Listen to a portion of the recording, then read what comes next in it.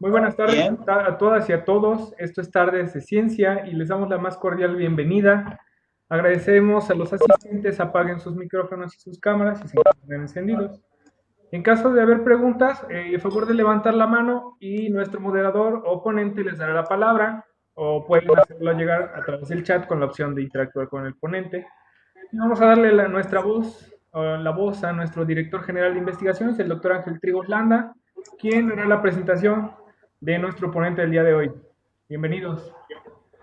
bienvenidos a todos, muy buenas tardes. Como todos sabemos, actualmente estamos viviendo una realidad de contingencia sanitaria por el virus, por el virus coronavirus o COVID-19, que nos ha obligado a dejar nuestros lugares de trabajo cotidianos y enfrentar una realidad completamente diferente a la habitual. Por ello, yo creo que generar estrategias para tratar de continuar con nuestra labor académica, nuestra generación de conocimiento, nuestra aplicación y difusión, hace que de alguna manera entremos al mundo de la comunicación virtual. Y por ello surge, como todos lo sabrán, Tardes de Ciencia, que no es más que tratar de dar continuidad a los sábados de la ciencia y a los talleres de ciencia para niños. Creo 2020, creo que esto es una excelente oportunidad para que convivamos y aprendamos un poco de los diferentes investigadores de su quehacer en la Universidad Veracruzana. En esta ocasión vamos a hablar del antropoceno y el COVID-19, nuevo orden mundial para la biodiversidad. Y como ustedes saben, el ser humano ha transformado nuestro planeta, ha hecho muchos cambios, ha hecho un ecosistema o un ambiente completamente diferente a como era originalmente y de alguna manera esta propagación del COVID-19 probablemente sea una consecuencia de la estructura económica, social y la hiperconectividad con el planeta. No sabemos realmente cómo se formó, hay muchos estudios controversiales, pero lo que sí sabemos es que el COVID vino para quedarse y evidentemente va a cambiar muchas cosas en el planeta. Para todo ello, quien nos va a platicar va a ser el doctor Juan Carlos López Acosta, el cual es biólogo de la Facultad de Biología de la Universidad Veracruzana, doctor en Ecología y Manejo de Recursos Naturales y desde el 2010 es miembro del Sistema Nacional de Investigadores y está adscrito desde ese entonces al Centro de Investigaciones, al Centro de Investigaciones Tropicales de la Universidad Veracruzana. Él está interesado en la caracterización de la diversidad y de procesos ecológicos que permitan obtener información para ayudar a diseñar estrategias de reestructuración ecológica, así como el modificar el discurso de conservación a la luz de las problemáticas contemporáneas del antropoceno. Por lo tanto, le pido a Juan Carlos López Acosta, doctor del CITRO, que nos ayude un poco a entender qué es el antropoceno y cómo el COVID va a influir en el mismo. Un abrazo y bienvenido, Juan Carlos. Los micrófonos son tuyos. Muchísimas gracias, doctor. ¿Me escuchan todos? Sí, Excelente. sí, Sí, doctor. lo escuchamos. Buenas tardes. muchísimas gracias y yo muy emocionado de participar en esta extraordinaria iniciativa, la cual me parece que es totalmente acorde a los tiempos que vivimos.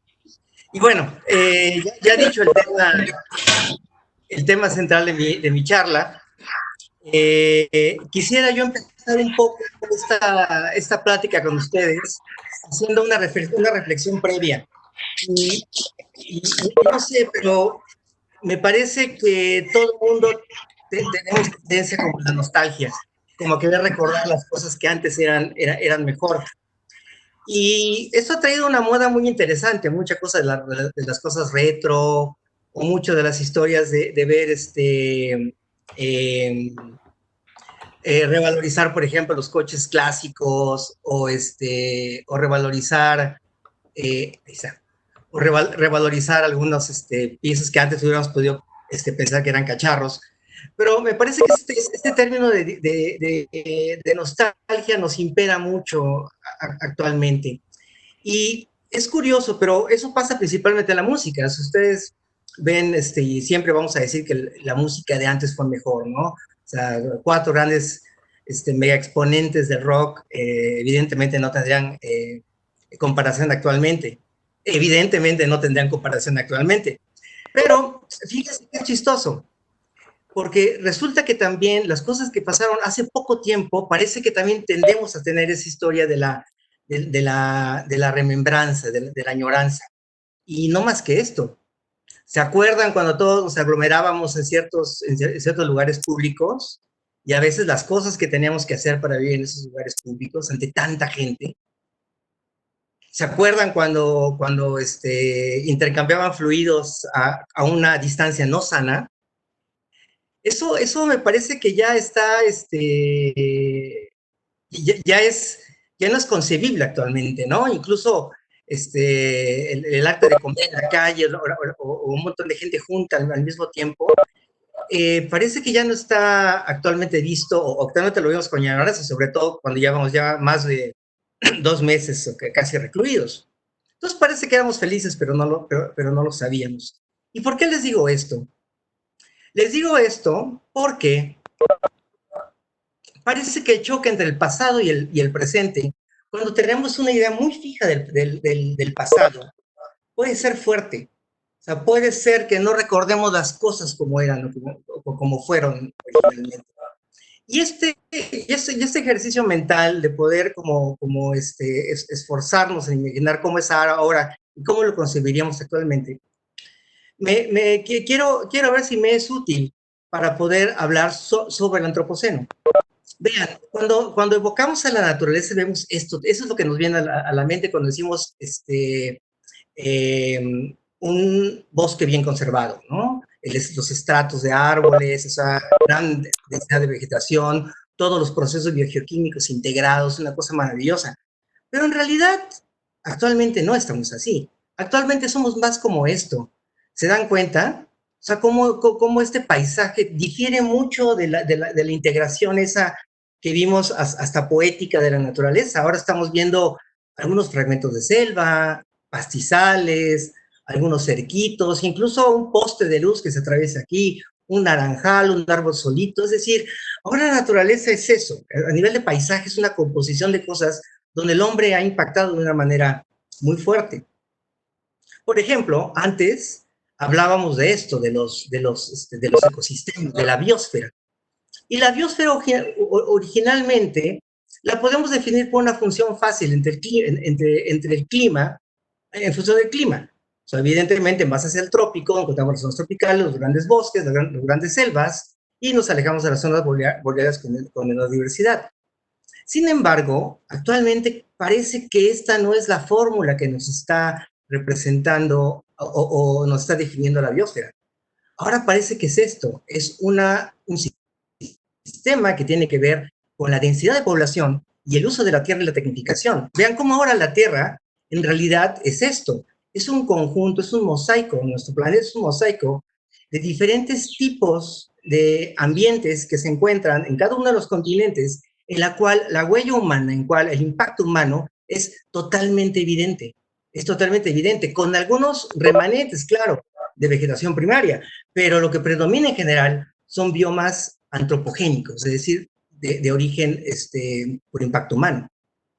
Una manera muy fácil de darnos cuenta qué tanto ha permeado el hombre sobre el planeta es ver la huella de luz. O sea, cada puntito que ven ustedes por aquí es una luz, lo cual es un indicador muy, muy fiable de cómo está la densidad poblacional de cada uno de los sitios. Si hacemos este viaje imaginario por la noche de todo el planeta, veríamos que casi todo el mundo está iluminado. Eso es una manera, digamos, puntual de verlo, pero además podemos ver este tipo de cosas. Podemos ver, por ejemplo, el fuerte incremento en el dióxido de carbono atmosférico, en la acidificación de los océanos, en la pérdida de bosques tropicales, en el aumento del nitrógeno, en el aumento de la degradación y el aumento del metano. Es decir, desde que el primer hombre, el hombre primario aquí nació, originó, empezó a transformar el planeta de tal manera que ahora, debido a la densidad de población, tenemos una gran aceleración y una gran transformación en el planeta, una impactante transformación. A tal grado que no solamente se ve en estos gases, por ejemplo, que les he contado atmosféricos, sino también lo podemos ver por estos indicadores climatológicos o meteorológicos, donde han sido registrados en los últimos 20 años, 30 años, una gran intensidad y número de desastres naturales que tienen que ver con este proceso de cambio geológico que tiene el planeta.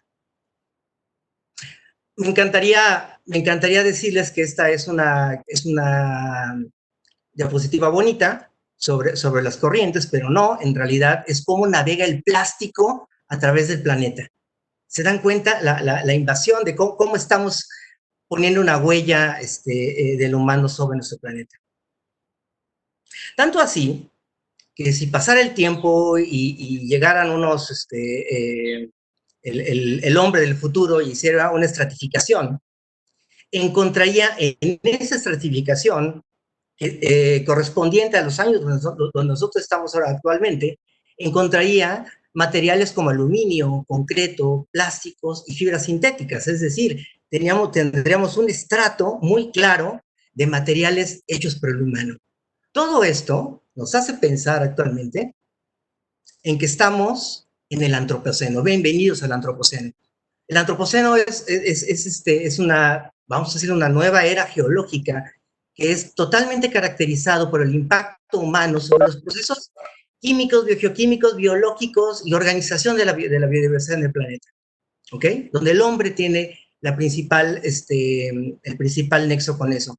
Y habrá discusiones acerca de la validez o no desde el punto de vista geológico, pero desde el punto de vista conceptual, me parece que es muy importante que nosotros valoricemos que estamos en una nueva era, porque quizás, y lo vamos a ver a lo largo de la charla, nos va a ayudar a poder lidiar con los problemas recientes.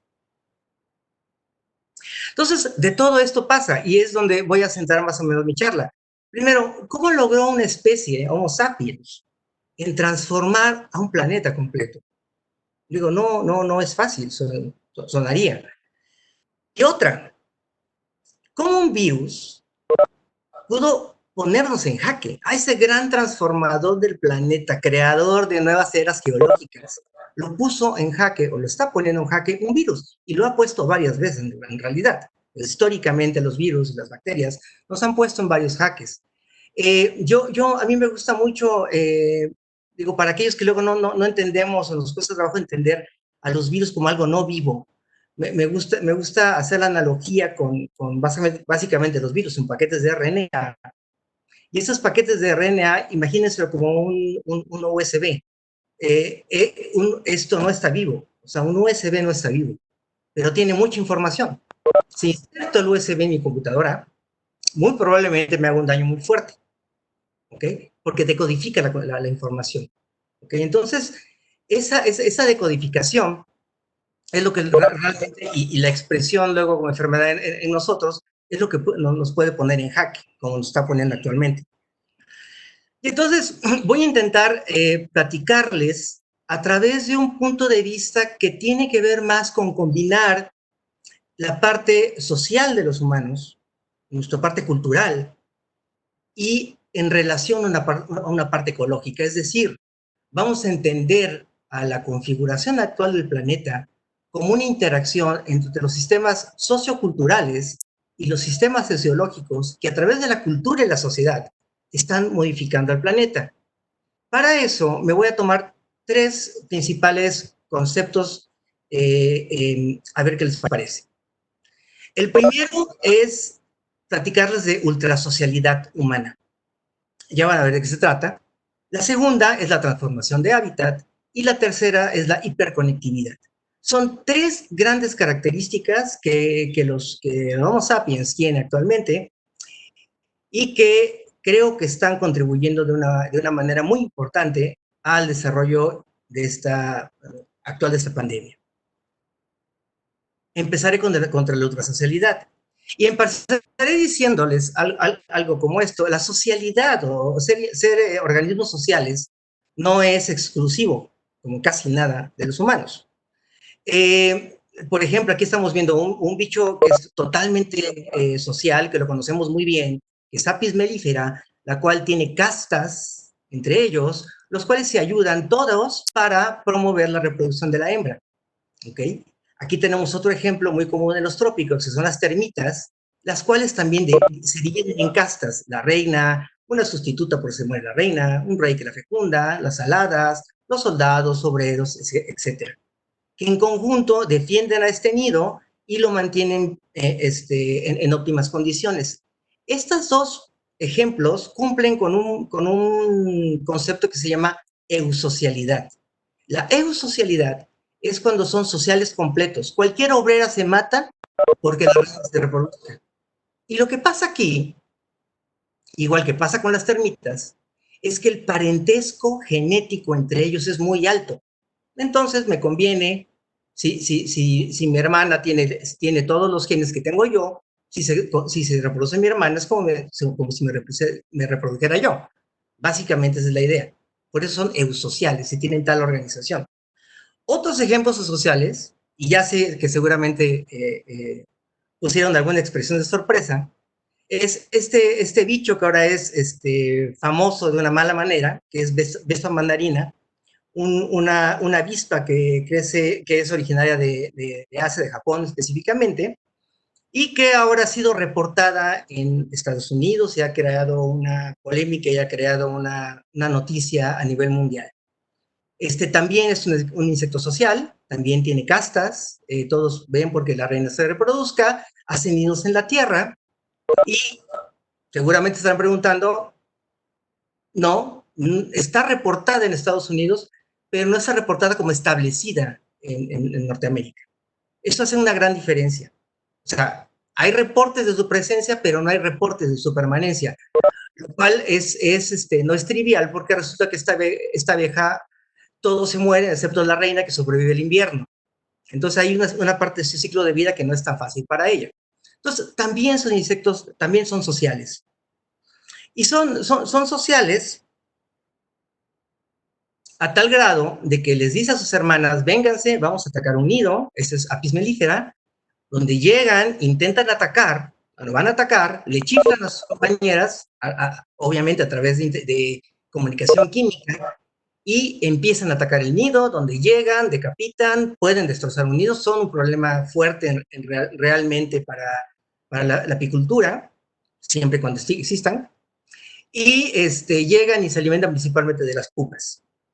Hay una especie en Japón, nativa, de donde es nativa esta avispa también, la cual ha hecho un sistema muy, muy elegante y bonito de atacarla.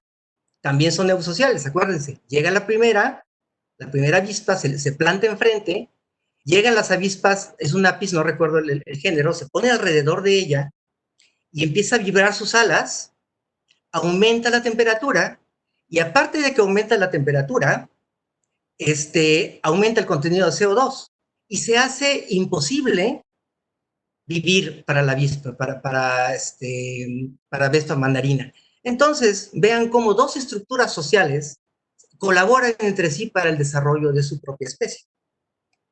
Ahora, yo creo que ya están viendo la analogía que quiero llegar, ¿no? Estos son efectos sociales que a los efectos sociales les encanta estar en bola, como a nosotros nos encanta estar en bola, y también eso ha ayudado un poco a que no se controle necesariamente gran parte de los contagios. No somos, obviamente, ni los insectos ni los humanos somos los únicos sociales, hay un montón de casos de animales sociales en diferentes órdenes taxonómicos, ¿ok? Pero nosotros tenemos una cualidad muy, muy importante. Y esa cualidad es que somos hipersociales. Es decir, este señor, los campesinos, que son muchos de los héroes anónimos que existen ahorita durante la contingencia, estos señores producen alimento para gente que ni conocen. ¿Ok? Estos mercados, o sea, lo que llegaron hoy a su mesa de desayuno, se produjo por gente que no conocen. Es decir, hay toda una cadena productiva, social, que se forma, que formamos los humanos, que tenemos esa distribución donde contribuimos a que otros humanos permanezcan en la Tierra. ¿Ok? Es muy interesante. Otra cosa que tienen los humanos, además de esta socialidad, es cómo heredan la cultura. Por ejemplo, conocemos la herencia ecológica, que es lo que pasó de la primera generación, de la segunda generación, lo que le pasó a mis hijos, que también es como la herencia genética, Pero hay una parte más intensa, que es la herencia cultural. Es decir, toda la información que nos estamos pasando en este momento, no estoy esperando que nazca mi hijo para pasarle la información que tengo. En este instante, estamos seguramente gentes de diferentes generaciones pasándonos información. Es decir, nos estamos culturalizando a nivel horizontal, ¿ok? Es decir, la herencia genética avanza a lo que avanzaría un bochito, ¿no? Y la herencia cultural avanza a la velocidad de un Bugatti. ¿Por qué? Porque además todo el tiempo estamos desarrollando nuevas tecnologías, nuevo conocimiento, nuevas habilidades, las cuales se van pasando de manera cultural y eso hace al humano sumamente eficiente para transformar su hábito. Vean, en ese instante, las universidades, todos estos esfuerzos por tener ese tejido cultural activo, se echaron a andar y en este momento estamos pasando información unos con otros. Y ese pasarnos información nos ha llevado a esos escenarios, a estos ventajas que tenemos ante el COVID. Tenemos la ventaja de tener redes de investigación, redes de laboratorios, redes de información científica, de universidades y de gente que se queda la genómica, la transgenómica, que logran tener información para poder combatir el virus actualmente. Es decir, todas estas medidas de quédate en casa, ponte cubrebocas si sales a la calle, manténse a la distancia, y evidentemente muchos de los tratamientos que están ahorita en prueba, así como las vacunas que seguramente que se están desarrollando, son producto de esa interacción rápida, esa interacción intensa que tienen los hombres, o que tienen los hombres a través de la cultura. Aunque no se me confíen tanto, a veces hacemos una que otra cosa no tan correcta. O sea, hay veces que cometemos errores de no seguir las indicaciones que son científicamente validadas y cometer errores que pueden causar que este tipo de pandemia se aumente en tiempo y intensidad. Y por eso cito un poco los premios Darwin. Si alguna vez son curiosos y entran a esta página, van a ver un montón de muertes absurdas. Es decir, cómo los humanos a manera individual luego hacemos ciertas cosas que van en contra de nuestra propia subsistencia. Ahora, me voy a seguir a la otra razón por la cual creo que el hombre ha llegado a donde está, y es la transformación del hábitat. Como se dan cuenta, intento comparar al hombre con los animales. Es que el hombre es un animal. O sea que realmente verlo como una especie más. Y también podemos ver que no somos los únicos que transformamos el hábitat. Es decir, muchos animales transforman su hábitat. Vean, los castores son ingenieros del ecosistema que hacen esos grandes presas y redirigen los ríos a otros, con otras direcciones y mantienen sus madrigueras. Son impresionantes el nivel que tienen en su modificación de su sistema. No son los únicos. También los elefantes, las hormigas, muchas lombrices, muchos bichos, algunos lobos son modificadores constantes del paisaje. Ahora, nosotros somos especialmente modificadores del paisaje. Digamos que tenemos esa virtud. Y primero me gustaría decirle que eso no es desde ahora. Aquí está Jalapa, sus bellos lagos. No es desde ahora. O sea, desde el hombre primitivo, desde el Pleistoceno, ha empezado, o sea, empezó la transformación del planeta a través de la caza, a través de la modificación, a través de la modificación de los bosques. Es decir, siempre estamos transformando el planeta, hasta la actualidad. Les presento el planeta como teóricamente tuvo que ser hace aproximadamente unos 8,000 años, con la cobertura arbórea intacta, la cobertura arbórea en buen estado, prístina, como les dicen. Y una vez más, les presento cómo está actualmente. Y insisto, actualmente tenemos este gradiente que va desde el original, que nos quedan por ahí una que otra cosita. Vean cómo se ve claramente aquí el río Amazonas en Brasil, y cómo ahí sí se ven los puntos verdes, y en el resto no. Es decir, tenemos una gran intensidad del mundo o del planeta, de la Tierra. Ok, ahora, perdón.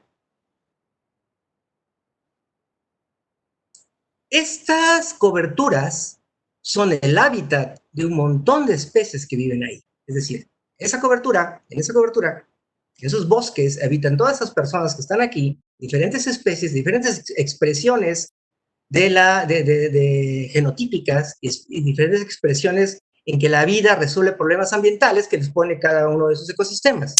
¿Ok? Pero gracias a la eliminación del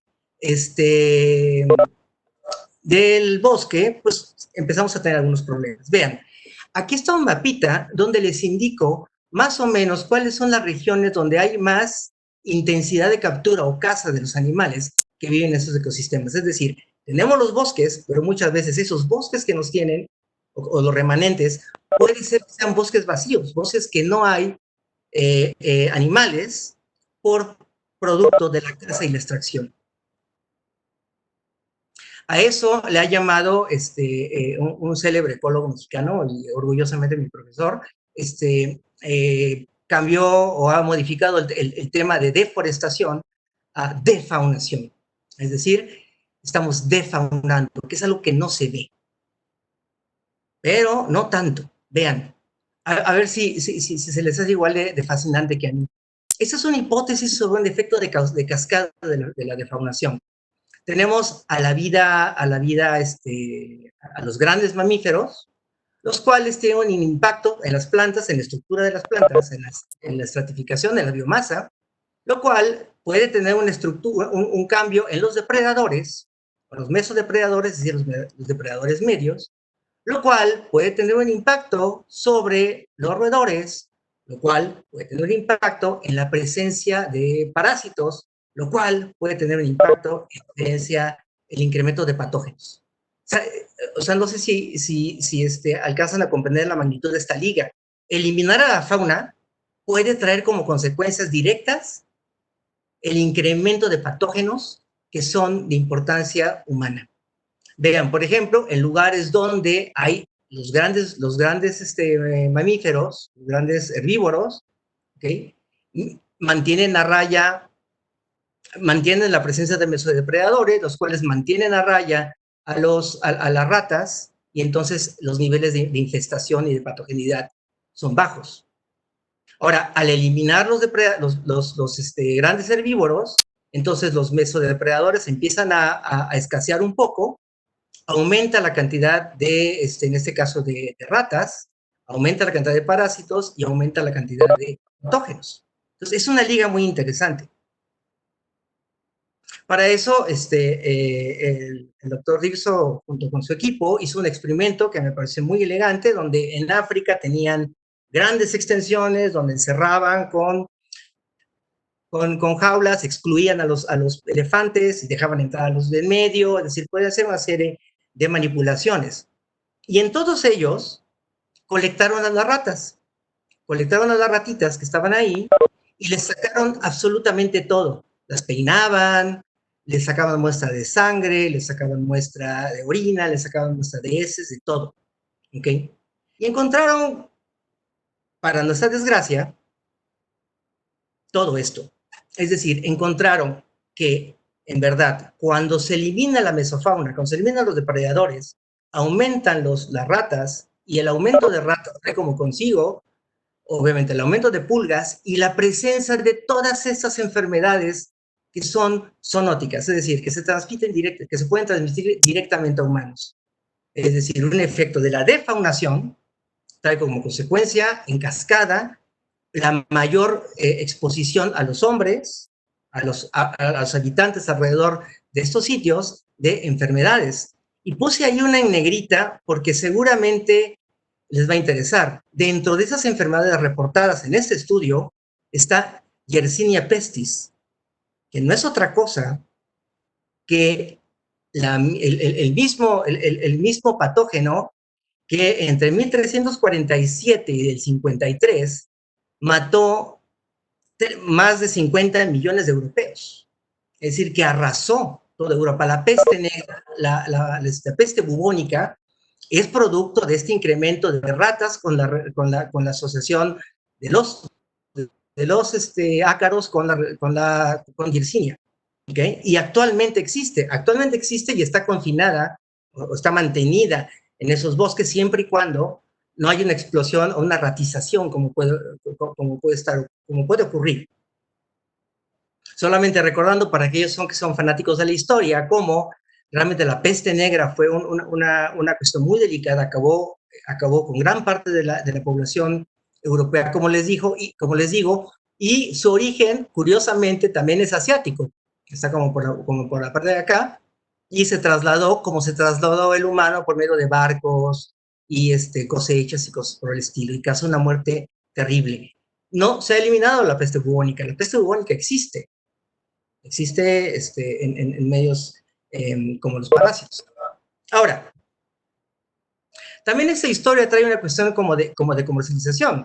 O sea, al momento que ustedes hacen defaunación, pueden tomarlos, matarlos, o se los pueden llevar y empezar a transportar por algún requerimiento cultural. Ahí viene la parte cultural que les he platicado. Por ejemplo, ese es un estudio muy interesante en donde se ven las rutas de tráfico de algunas especies, unos mustélidos, unas cosas así, de Asia, ¿ok? Y cómo se transportan de aquí, de la parte de Vietnam y Laos, hacia la parte de China. Y a través de esto se ha detectado y mapeado el origen del SARS coronavirus, que nos dio algunos problemas hace unos años. Es decir, este tráfico de especies es lo que trae muchas veces como consecuencia la presencia de muchos de los patógenos de los virus que nos están atacando. Seguramente han visto imágenes como de esa, que son totalmente desagradables, como el mercado mojado de Guam, el cual evidentemente es una expresión de la cultura, es cierto también, pero hay un tráfico de especies exóticas, tomadas de las poblaciones naturales, y lo que es muy curioso, que a veces no nos damos cuenta que dos especies diferentes pueden estar coexistiendo en ese instante. Entonces, dos especies que en la naturaleza jamás se encontrarían, en un mercado, hacinados, pueden estar en contacto, y en ese momento exista esa transmisión horizontal, que hay entre las especies, fomentada quizá por las mutaciones, fomentada quizá por algunos tipos compatibles de virus, los cuales puedan a su vez llegar al humano. Digo, está bien espantarnos un poquito de lo que pasa en China, pero también lo tenemos aquí cerca. Pongo como ejemplo gráfico el mercado de Sonora, el mercado Sonora de la Ciudad de México, donde hay una gran cantidad de tráfico de vida silvestre.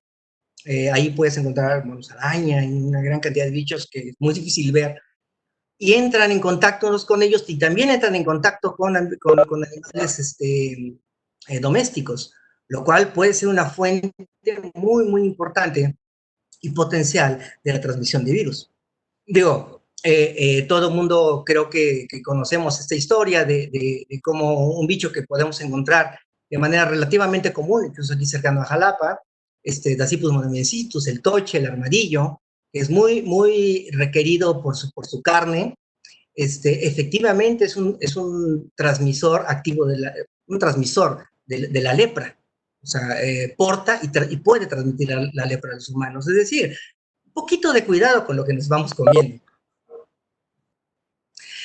Y digo, no me gustaría espantarlos tanto, pero hay toda una lista de enfermedades que son de origen zoonótico, es decir, enfermedades que tienen como medio intermedio, como conducto o como origen o como reservorios originales a la vida silvestre, y la cual puede llegar a afectar directamente al humano, incluyendo muchas enfermedades como el SARS o como enfermedades como la que tenemos actualmente, que debido a sus características de transmisión nos pone realmente en jaque. Pues acuérdense, la historia es como bastante conocida. Está la vida silvestre, que puede tener contacto con la doméstica o con la que tiene contacto con el hombre, y dependiendo de las características que tenga esos virus, pueden pasar directamente al ser humano. Y también del ser humano puede ser la capacidad o no de transmitirlo de manera horizontal. Pero no olvidar que entonces, bajo datos que les he mostrado, los hábitats naturales mantienen contenidos amenazas biológicas para el hombre. O sea, siempre hablamos que los hábitats, que la naturaleza nos da un montón de servicios ecosistémicos, es cierto. Auméntenle también, por favor, auméntenle también la contención de estas amenazas biológicas. Como último punto, penúltimo punto, pero les voy a hablar un poquito de la hiperconectividad, que yo creo que es otra cosa que ha abonado mucho a la situación actual.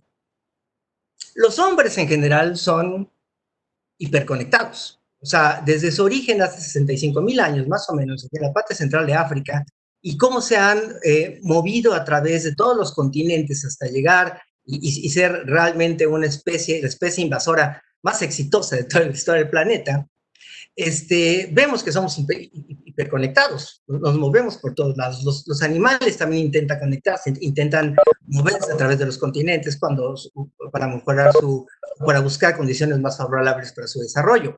Pero nosotros exageramos un poquito. Me gustaría que vean y reflexionaran un poquito esta imagen. Aquí podemos ver todas las rutas de transportación que hay, física, que hay en el mundo. Estamos llenos de rutas de transportación. Estamos hiperconectados. Cualquier persona en condiciones normales podría estar ahorita aquí en México, en un rato más en Los Ángeles, mañana en París y mañana en la tarde en Tokio. Entonces, a la hora de que nos estamos moviendo también cultura, también estamos moviendo ideas, y también estamos moviendo patógenos y maneras de mover a la naturaleza. Les hago ver que las partes azules son barcos y las partes blancas son más bien como aéreas. Ahora, me gustaría que viéramos juntos la hiperconectividad y al mismo tiempo este mapa, cómo nos está indicando el viaje del coronavirus, del COVID-19 a través del mundo. Vean qué interesante.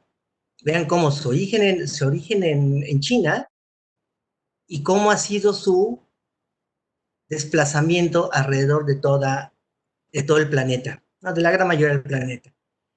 Aquí es muy interesante porque en cada color pueden ustedes apreciar una mutación diferente, son tipos diferentes. Mutación 1, 2, 3, tenemos como 5 actualmente. ¿Okay? Y vean cómo se mueve o cómo se ha movido el SARS coronavirus. Estas mutaciones y este mapa que les muestro es lo que se ha mostrado del diciembre de 2019 a abril de 2020. Es sumamente rápido. Ahora, me gustaría que tuvieran esta imagen en la cabeza y miran esto.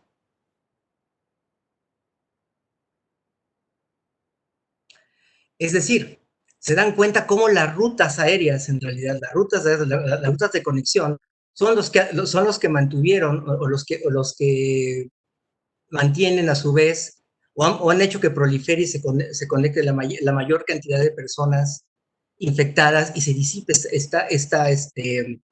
este virus y a su vez tenga esas tasas de mutación. Vean, recuerden otra vez la imagen que vimos ahorita, hace ratito de los avionazos, con la densidad y la presencia de coronavirus en el mundo. Actualmente hoy, tenemos un total de 4.3 millones de personas infectadas. ¿Okay? Evidentemente, mucho tiene que ver con esta gran hiperconectividad que tenemos. Entonces, claramente nuestras características como especie nos han hecho muy vulnerables a un virus. Y también claramente me parece que el mundo no puede ser igual cuando termine este virus. Me es claro que los humanos mostramos fragilidades como cualquier otra especie y fragilidades que muchas veces nosotros nos hemos construido, ¿ok? pero al mismo tiempo, como tenemos el conocimiento cultural de esa fragilidad, totalmente tenemos la capacidad de remontarlo y mejorarlo para tener escenarios diferentes actualmente, en el futuro. Entonces, no sé, a lo mejor se están preguntando, ¿por qué la historia y lo del nuevo orden mundial del coronavirus y de la biodiversidad? Lo pongo así porque me parece que hay que este momento es un parteaguas importante. Ya no nos vamos a poder, ya no debemos socializar igual, seguramente no vamos a socializar de la misma manera, no deberíamos de fragmentar y deforestar y extraer de la misma manera, tenemos que tener mucho más cuidado en la vida silvestre y al mismo tiempo tendremos que tener mayores controles en la hiperconectividad, no disminuirla, sino eficientarla. Y cuando uno habla de orden mundial, tiene que ver con esto casi siempre, cuando los países quieren el control económico, cuando las criptomonedas se enfrentan a las monedas reales, o el dólar, ¿qué va a ser lo hegemónico en el planeta? El dólar, el yuan, el BUC, no sé, puede ser, hay muchas maneras donde se puede acomodar la economía, o qué tanto la alianza entre China, Unión Europea, Estados Unidos, o sea, hay muchos, se está hipotetizando y se está planteando muchos órdenes mundiales económicos, porque casi siempre uno dice, es que va a tener muchos efectos económicos el coronavirus. Sí, es cierto, ¿va a cambiar económicamente el planeta? Yo creo que sí, pero a veces no nos fijamos de lo siguiente. Estas son, por ejemplo, datos sobre el crecimiento, en este caso, perspectivas de decrecimiento de México en el 2020. O sea, hay perspectivas que vamos a decrecer el menos 5.7%. Decimos una cifra así y nos espantamos durísimo, pero no nos espantamos cuando vemos el aumento de la pérdida de cobertura de bosques en el planeta, o cuando hablamos de extinción, o cuando hablamos de la presencia de especies exóticas, ¿ok? Es decir, parece que el impacto de la pérdida de este capital natural, que es lo que está manteniendo al planeta, está muy por debajo de lo que puede ser un planteamiento económico. Es decir, mi invitación es que ahora, que desde ahora, me parece que tiene que suceder, que empecemos a revalorizar nuestro capital natural, ¿ok? Con nuestro capital monetario, o sea, poner a la par los servicios ecosistémicos, la contención de enfermedades, la contención de procesos, la captura de CO2, todos los servicios que da ese sistema deben ser vistos a la par o más todavía importantes que los servicios financieros. Es decir, evidentemente esto soporta a los países. Y entonces, como ya para empezar a dar algunas digamos que reflexiones finales. Primero es que el Homo sapiens tenemos que vernos como una especie más en el planeta. Una especie más que tiene la capacidad y debe aprovechar su capital natural, es decir, la biodiversidad, los ecosistemas, los servicios. ¿Okay? Pero teniendo muy en cuenta los límites de su propia vulnerabilidad, parece que no somos superespecie. Se dan cuenta una vez más, como un bicho, como un paquete de RNA está volcando al planeta, está poniendo al planeta de cabeza, somos bien vulnerables. Valoremos esa vulnerabilidad y en función a eso utilicemos los recursos. Tenemos que utilizar los recursos, obviamente. Tenemos que tener fragmentos de bosque, tenemos que tener zonas de extracción de maderas o de extracción, ¿por qué no?, de fauna. Ok, pero de una manera ordenada que no transgreda nuestra propia vulnerabilidad. También hay que tener en cuenta esto de las amenazas, que la naturaleza está conteniendo amenazas. Y liberar esa amenaza, en este caso, la historia que haya sido la ruta del COVID, que se dice que fue de murciélagos a pangolines como intermedio y luego ha pasado a a humanos. De los pangolines hay dos formas del virus, una de ellas muy parecida a la que despliegan o lo que ha sido encontrado en humanos. Entonces, estas amenazas contenidas no tienen fronteras, se liberan, se van para todos, sobre todo en este escenario de hiperconectividad. ¿Okay? Y al respecto me parece que es muy importante empezar a hacer geopolítica ambiental. O sea, realmente salirnos de nuestras fronteras, estar súper conscientes que el planeta está conectado. Y me parece que es algo que no muchos, incluso gobiernos o políticas, lo toman en cuenta. Me es claro que tenemos que tener muy fuertes controles ahora de vida silvestre, no solamente por las funciones ecosistémicas que están desarrollando estos bichos en su propio hábitat, sino que además por el gran peligro de poder ser vectores de enfermedades. Y si culturalmente estamos acostumbrados a comer alguna carne silvestre, tenemos que buscar alternativas, humas, criaderos, que tener algo mucho más controlado para evitar estas detonaciones de pandemias tan intensas como la actual. También estos escenarios nos dejan ver dos cosas. Primero, que es un buen momento para promover la investigación y la práctica de conservación de la diversidad, que es lo que muchos hacemos habitualmente, pero también promover en los jóvenes la importancia de la naturaleza, que no existe una app que te deje contemplar ni los olores, ni los sabores, ni la textura, ni la sensación de estar en un bosque. No existe. Y también tiene que estimularnos a los profesores a poder transmitir al menos este ánimo por poder estudiar la biodiversidad. Otras dos cosas que creo que nos deja de enseñanza esta época es que la ciencia tiene que ser parte de nuestro cotidiano.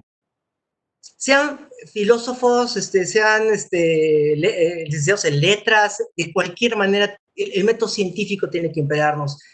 Tenemos que cuestionar todo lo que se nos pone adelante, porque si no nos creemos cualquier cosa y crean gran caos. Y una cosa que creo que cada vez es más claro, que los científicos tenemos que aprender a transmitir la información, divulgarla, ensayarla y poder enseñar cómo tenemos protocolos de investigación, tenemos desarrollos para descubrimiento de enfermedades, existen, ¿ok? Pero se tienen que promover. Insisto, y va muy pegado, cuando tengamos un buen pensamiento crítico, evidentemente nos debemos volver socialmente más responsables en función de ajustar la información que transmitimos en redes sociales. Y una cosa que me parece también importante es que esta información nos va a ayudar a poder tener criterio a la hora que estamos eligiendo a nuestros gobernantes, que son al final los que toman las decisiones, las decisiones políticas y en acción, y que necesariamente tienen que tener el suficiente criterio rodeado de la gente que esté lo mejor preparada. Y nosotros podemos ser parte de ese grupo preparado para contribuir en enfrentar esta u otras amenazas. Y bueno, ya finalmente quisiera sobre todo para todos los estudiantes, de ver esta crisis, este momento, no solamente como un gran problema de que no pueden salir de sus casas, todo este rollo, sino que es un momento también de oportunidad. Es decir, esta reconfiguración del mundo, este nuevo orden mundial económico, social y político y ambiental, abre un montón de puertas diferentes de desarrollo, desde cuestiones de mercados financieros, pactos, transacciones económicas, sistemas de salud, sistemas de prevención, valores, brechas legales que pueda haber para ver si alguien transmitió o no, geoeconomía, es decir, tienen un amplio espectro actualmente para poder desarrollar, tomar esas debilidades que tenemos actualmente o que mostramos en esta pandemia y integrarse a la vida productiva y social con esta idea. Y pues la verdad que sí estoy claramente desesperado, ya quisiera yo salir, pero también estoy esperanzado. Creo que este COVID-19 nos ha dado unas buenas cachetadas guajoloteras a los humanos, ojalá, para hacernos sentir mucho más vulnerables, para sentirnos partícipes integrados con la naturaleza, y para ver cómo algunos pequeños cambios realmente sí impactan el planeta. Vean, aquí les muestro la imagen satelital del periodo de confinamiento en China, antes y en el periodo de confinamiento, es decir, en el periodo de confinamiento en función a la cantidad de óxido nitroso en la atmósfera. Es decir, se disminuyó un montón.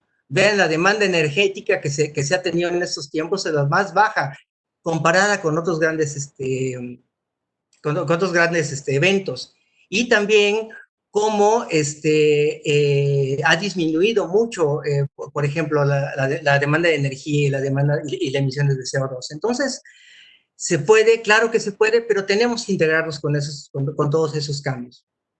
Y nada más para terminar, y como empecé un poco hablando de música y la nostalgia, me parece que podemos empezar o ver la naturaleza idílicamente de no tocarse, pero a su mismo tiempo también tenemos que verla como una fuente de recursos y una fuente de aprovechamiento. Entonces, combinar ambas cosas, ser receptivo a este nuevo orden mundial donde la biodiversidad va y tiene que tener un valor mucho más alto del que estamos tomando actualmente.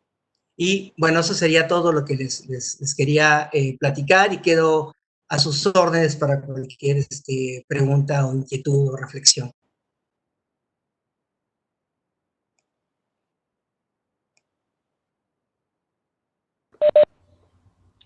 ¿Hay alguna pregunta? Si quisieran, doctor Juan Carlos, Sí. el doctor Carlos Ávila Bello salió tantito de la reunión, pero nos comenta, no sé si quieres leer el comentario que te mandé por el chat. A ver, nada más le entiendo al chat. Dice, saldré de la reunión por favor por falta de energía eléctrica. Creo que adelantándome a las conclusiones, creo que el análisis de Juan Carlos hasta el momento están faltando dos elementos importantes. Uno, los propósitos de las sociedades humanas, que son muy diferentes a los que los insectos o mamíferos sociales. Por otro lado, el factor principal de cambio en el planeta es fundamentalmente el capitalismo. Creo que él y los análisis que se hagan deben tomar en cuenta eso, si son producto de la naturaleza, pero las características evolutivas de nuestra especie nos llevaron a adquirir características muy diferentes: el caminar bípedo, el tamaño del cerebro, la capacidad de razonar, el dedo pulgar, en fin, será una discusión, perdón, ya me perdí, será una discusión, espérenme tantito.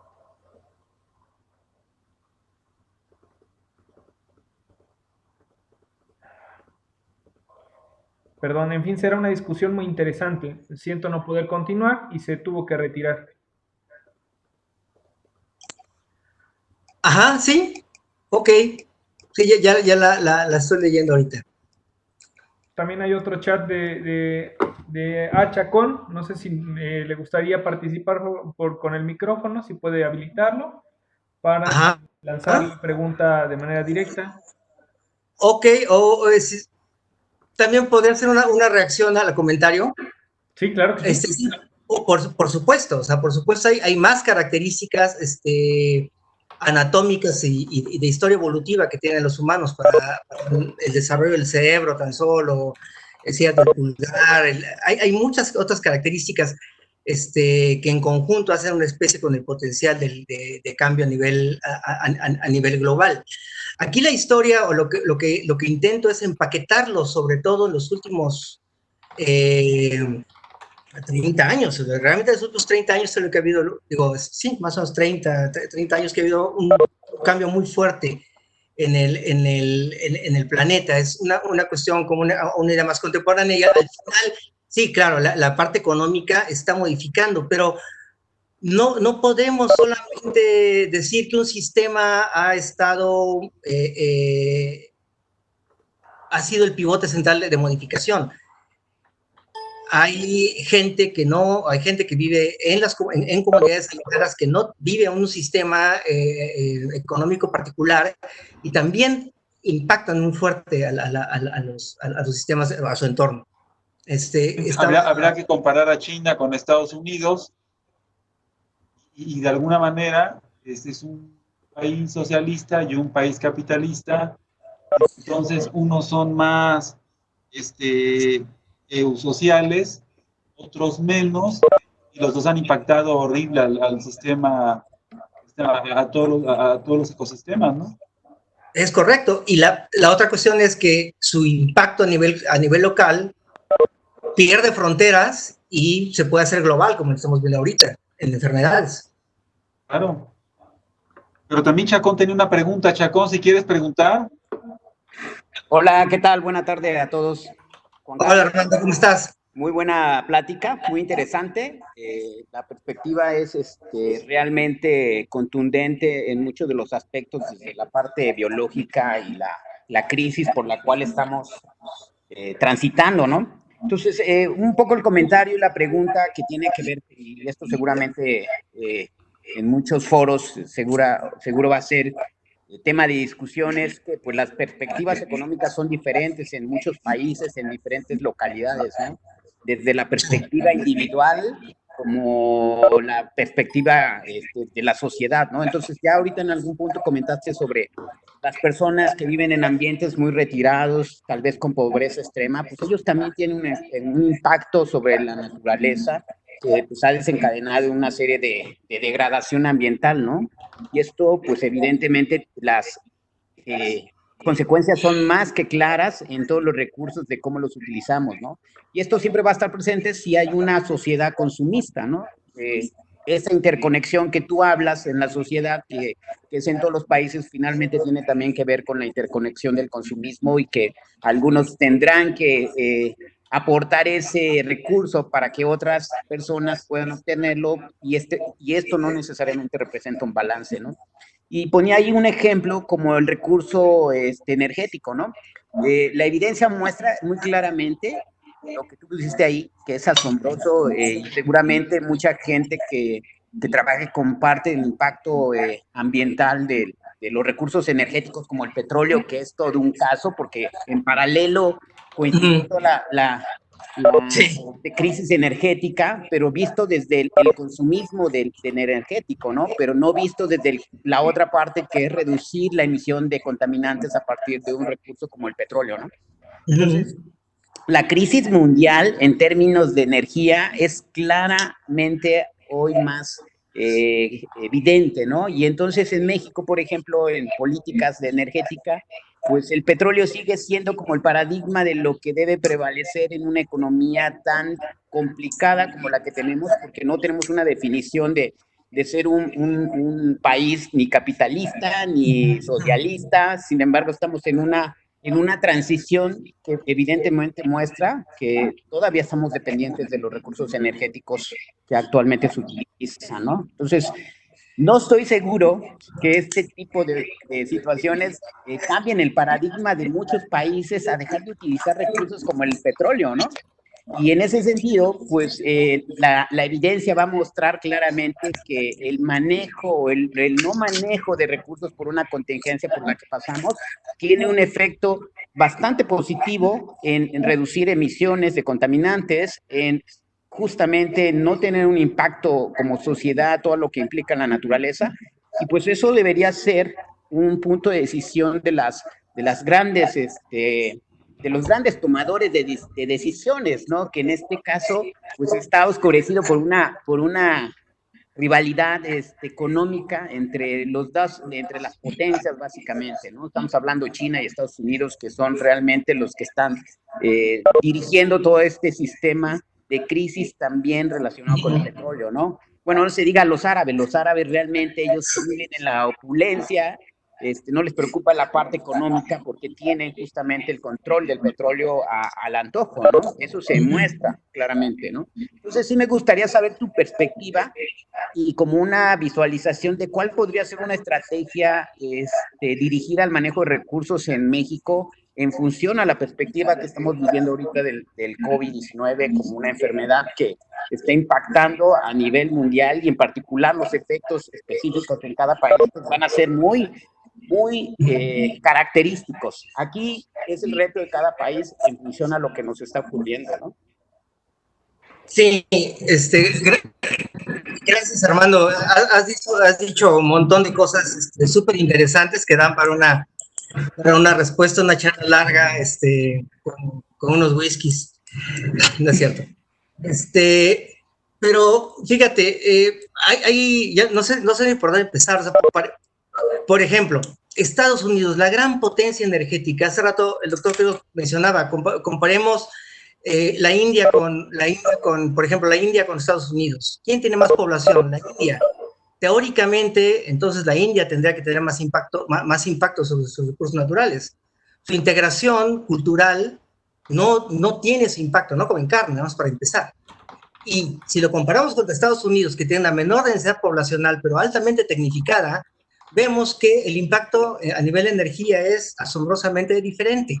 O sea, es dos maneras diferentes de utilizar los recursos. Uno claramente va en prueba de borda.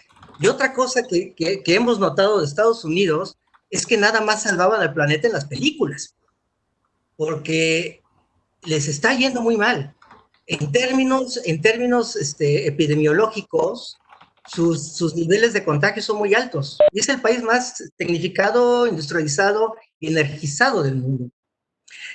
Volviendo un poquito a la historia de que si fue o no un sistema económico, pues hay evidencias muy claras, por ejemplo, que los mayas en toda la península de Yucatán destrozaron sus recursos naturales. O sea, no es que los hayan utilizado poquito, no, los acabaron, ¿ok?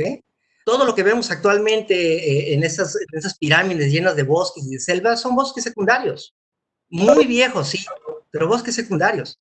Entonces, realmente es una historia más bien como de vorágine humana que tiene que ver mucho con el cumplimiento de las cuestiones culturales en ese momento, que lo dirigió a lo mejor a hacer el estuco para sacar la cal, leña y ese tipo de cosas. Da para otra plática. Y pasando lo de qué pasa con México, pues es muy interesante porque para empezar, gran porcentaje de la población en México tiene como energía primaria la leña. Es decir, no, ni el petróleo ni nada, es la leña. La leña es lo que alimenta energéticamente a muchas casas de este país en las zonas rurales.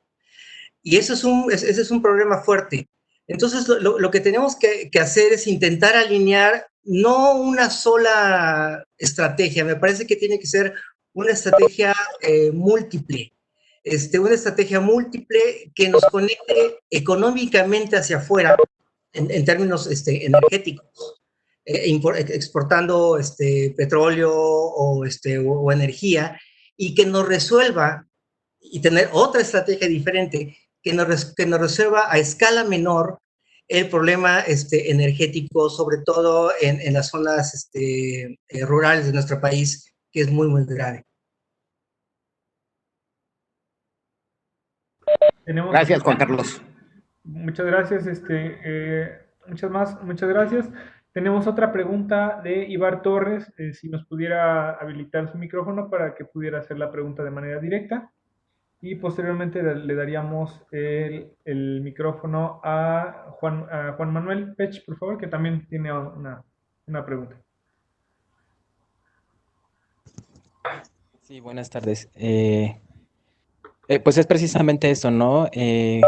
Cómo esta contingencia derivada del COVID-19 y aunada a las actividades del ser humano han repercutido de manera directa en la biodiversidad. Al menos a mí me llama mucho la atención, por ejemplo, la transmisión de enfermedades por vector, ¿no? Que nos hizo mención el doctor Juan Carlos. Entonces, esta problemática es de varios, tiene diferentes puntos de vista, ¿no? Y siempre ha existido como esa diferencia entre las ciencias sociales y las ciencias naturales. Pues obviamente es un problema que genera problemas económicos. Sin embargo, también está esta parte de la biodiversidad, ¿no? Que la biodiversidad es un tema pues bastante relevante a nivel internacional, ya que de ahí se generan los recursos económicos para que un país pueda salir adelante, ¿no? En materia económica, como así lo había mencionado la persona que participó antes de mí, Chacón, perdón. Bueno, entonces, en el caso de México, eh, pues existe una gran diversidad, por ejemplo, de posgrados, ¿no?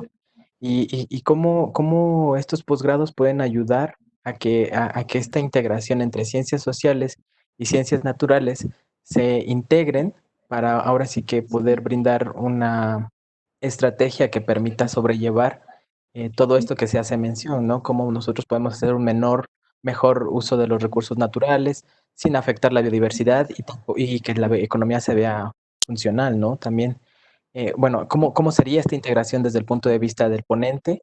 Y otra cosa, la segunda pregunta sería, ¿cómo se está llevando a cabo realmente en México, ¿no? Eh, que sea posible esta integración. Gracias. Gracias, Ibar. Tu pregunta es muy complicada, muy complicada, de hecho, pero creo que es fácil en la acción y debería ser con diálogo. O sea, no cerrarnos al diálogo con diferentes disciplinas, poder entender y entablar un concepto o conceptos en común entre los interesados en las ciencias sociales con los interesados en las naturales y en las económicas. Hablaba yo, por ejemplo, hace ratito del capital natural. Y hay gente que no le gusta ese término. ¿Por qué vas a capitalizar cuánto valgo yo?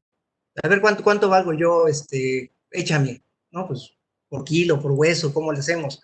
Entonces, la vida tiene un valor incalculable. Entonces, en una guerra se pierden 100,000 vidas. O sea, te das cuenta cómo esos conceptos pueden ser diferentes. Por eso te digo que se intenta hacer se puede intentar hacer un lenguaje en común. El concepto de capital natural, si bien no le gusta a gente, te hace entenderte con la gente que estudia economía o que desarrolla planes económicos. Entonces, a la hora que estamos hablando de capital, de ponerle precio a algo, en ese momento podemos tener, digamos que en la mesa, el mismo juego de cartas para empezar a transaccionar entre nosotros, entre diferentes disciplinas.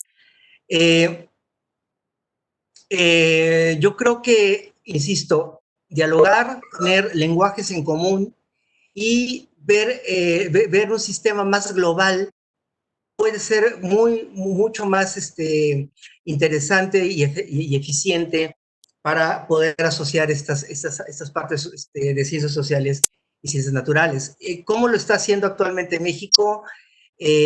Bueno, la Universidad Veracruzana tiene varias expresiones de eso, de ese interés.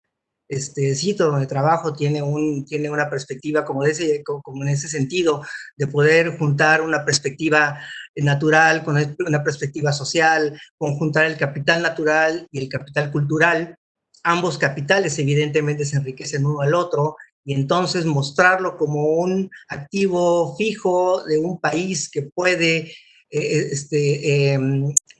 traducirse en desarrollo, en desarrollo social para todos nosotros.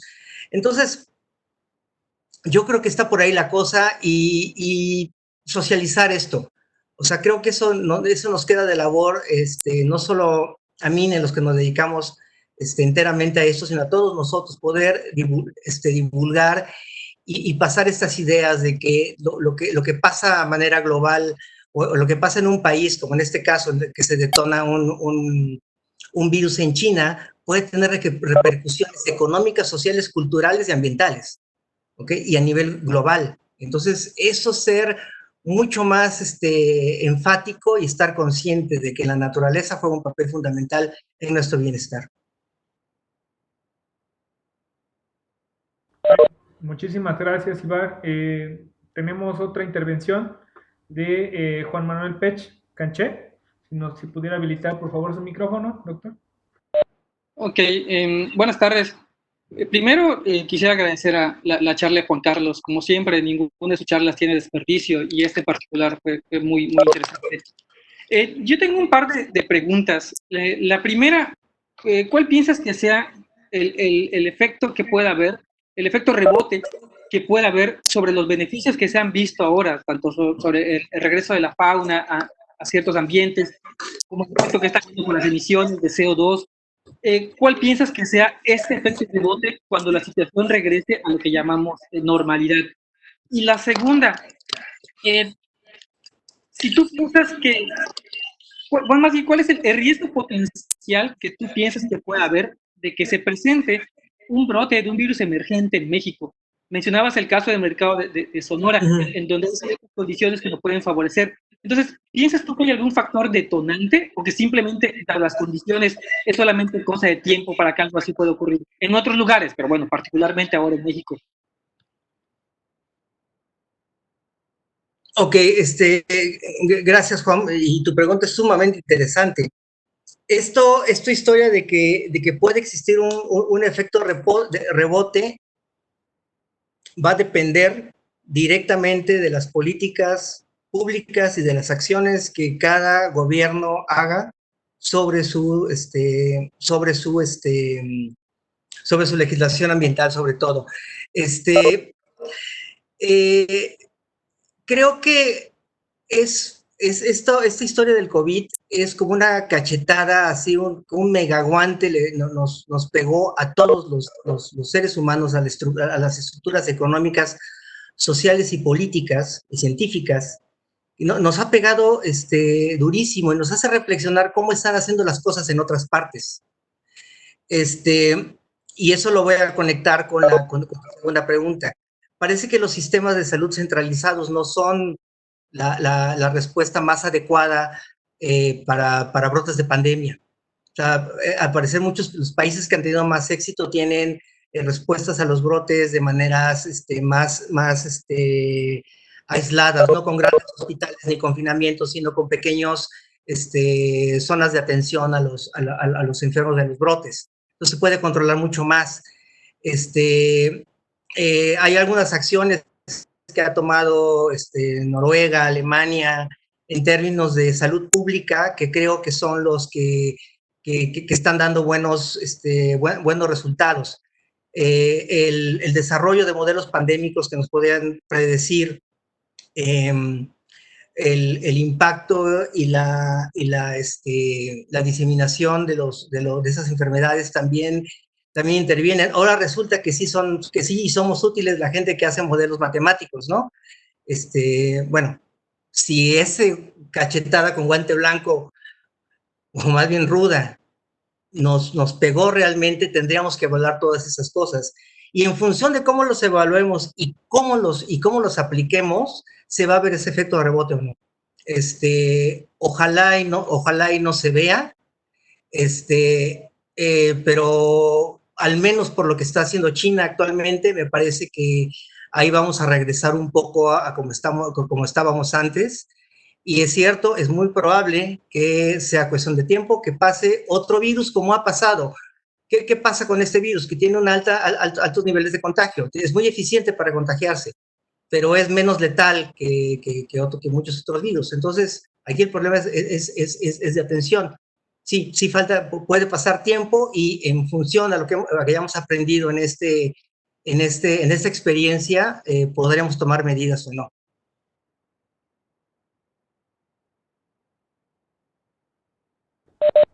Muchísimas gracias, Juan Manuel.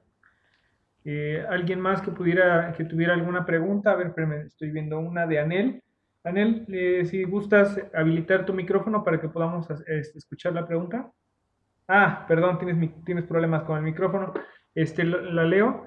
Más allá de la investigación, ¿cuáles son las áreas de oportunidad y los nichos donde hace falta un profesional de la biología en este nuevo orden mundial? Wow. Creo que son muchísimos y creo que no solamente para los biólogos. Ahorita me gustaría pensar un poquito con la pregunta de Juan, de que este efecto benéfico también ponga de moda a la ciencia, porque el COVID también, a mala manera, nos ha hecho ver que la inversión en ciencia y tecnología es inversión, no es gasto. Entonces, y que la gente que hace ciencia tiene las respuestas para este tipo de problemas.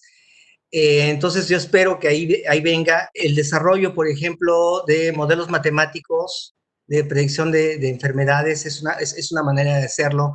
La manera de ajustar esos modelos dependiendo de lo que tan hiperculturales o no sean las sociedades, también debe de ser. No podemos importar modelos o tomar modelos de otros países matemáticos en función a cómo nos contactamos nosotros. Nada más por dar un ejemplo, en China el control a nivel gubernamental es muy alto. Si tú sales de tu casa te detectan, así de fácil. Y en México no. Entonces, lo que pasa es que el control es mucho más allá, afuera, por eso el mantener hacinada a la gente fue más eficiente y salió más rápido. En México, culturalmente, somos un poquito más sociales, voy a decirlo así. Entonces, esos factores, meterlos en los modelos me parecería algo que puede darles mucho más certeza, y más allá de cuestiones de que los biólogos, tal cual, nos entrenemos para tener voz ante los políticos, voz ante los tomadores de decisiones, datos confiables y contundentes que nos hagan abrirnos puertas y desarrollar estrategias de conservación, mitigación y de desarrollo desarrollo y explotación de los recursos naturales de una manera fiable. También creo que un nicho emergente que puede ser muy interesante es la política ambiental a nivel global, en interaccionar puentes a niveles globales. La salud pública también me parece que tiene que ver, tiene y podría ser ahí un área de oportunidad para los biólogos. Creo que hay mucho que hacer y nuestra área es muy importante para ello. Y también también para los sociólogos, también para los economistas, o sea, realmente todo todas las áreas pueden tener brotes emergentes de oportunidad para trabajar, ¿no? Y es donde la universidad tiene que estar fortaleciendo a nuestros estudiantes y mandarlos a solucionar al mundo, ¿por qué no?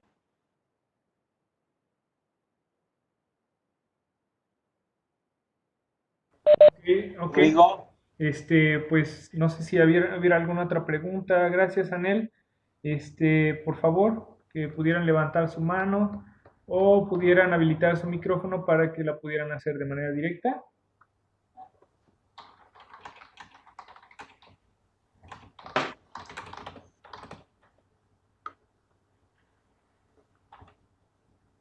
¿No? Doctor, no sé si quiera finalizar. Como gusten, yo estoy a la orden. ¿Alguien más que quisiera hacer alguna pregunta de manera directa? No, parece que no, ¿verdad? Parece que no. Juan Carlos, pues la verdad, muchas gracias. Yo creo que el secreto va a ser no que la gente se interese en la ciencia, sino que los políticos estudien un poquito de ciencia, toda la sociedad. Cuando yo era pequeño, había mucho énfasis de que había que aprender el arte y tal y cual. pero yo creo que cada país tiene que ser más equilibrado, tanto el arte como la ciencia es importante. Cuanto más preparada esté la sociedad, más va a ser consciente y menos vamos a perturbar esa naturaleza y ese ambiente en el cual nosotros nos desarrollamos y que no es nuestro, sino es de todos los que habitan en él. Juan Carlos, muchas gracias. Muchas gracias a todos los asistentes. Muchas gracias, Rodrigo. Muchas gracias, Gladys. Muchas gracias a todos. Esto ha sido el programa de divulgación científica de la Dirección General de Investigaciones de la Universidad Veracruzana, Tardes de Ciencia. Gracias a todos. Por su presencia y suerte. Gracias, Juan Carlos. Hasta luego, que estén bien. Hasta luego. Hasta luego, muchas gracias a todos. Hasta luego.